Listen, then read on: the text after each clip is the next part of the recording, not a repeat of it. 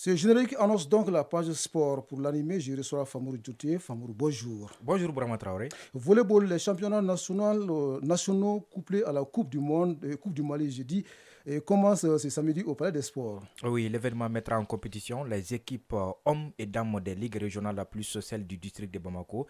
Chaque délégation sera composée de 12 joueurs et 12 joueuses plus un entraîneur et un délégué du club, soit 26 personnes par délégation, précise le communiqué de la fédération. Les championnats nationaux couplés à la Coupe du Mali de volleyball hommes et dames, c'est ce samedi 24 décembre et c'est jusqu'au 30 décembre 2022 dans la salle de jeu du Palais des Sports de Bamako. Football, en attendant la 9e journée du championnat national de Ligue 1, l'AS Real de Bamako est seul en tête après 8 journées. Oui, les Scorpions de l'AS Real ont 18 points. Ils sont suivis par les Rouges du Djoliba AC qui ont 16 points. L'association sportive de Korofina est juste derrière avec 15 points.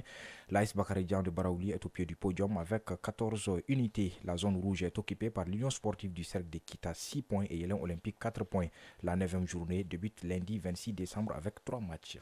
La Confédération africaine de football a procédé hier au tirage au sort de la CAN 2023 des moins de 20 ans. Oui, la compétition se déroulera du 19 février au 11 mars prochain en Égypte et le moins que l'on puisse dire, c'est que le pays hôte n'a pas été épargné. Les pharaons U20 affronteront des cadors comme le Nigeria, vainqueur de la compétition à 7 reprises, un record, et le Sénégal, finaliste de 3 des 4 dernières éditions dans le groupe A en compagnie du Mozambique Petit Pousset.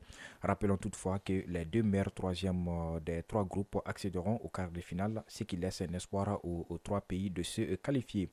En l'absence du tenant du titre ghanéen, l'Ouganda, vice-champion, évoluera dans un groupe B comprenant aussi la Centrafrique, quart de finaliste de la dernière édition, ainsi que le Congo et le Soudan du Sud, qui va découvrir la compétition.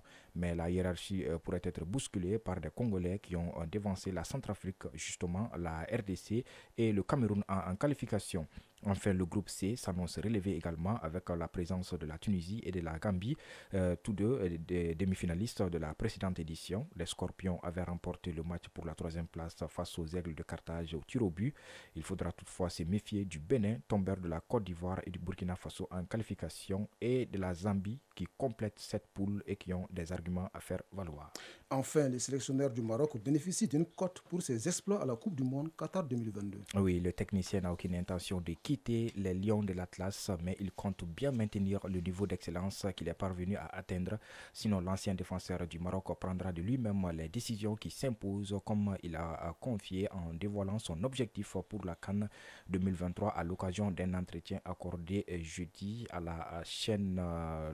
à une chaîne locale.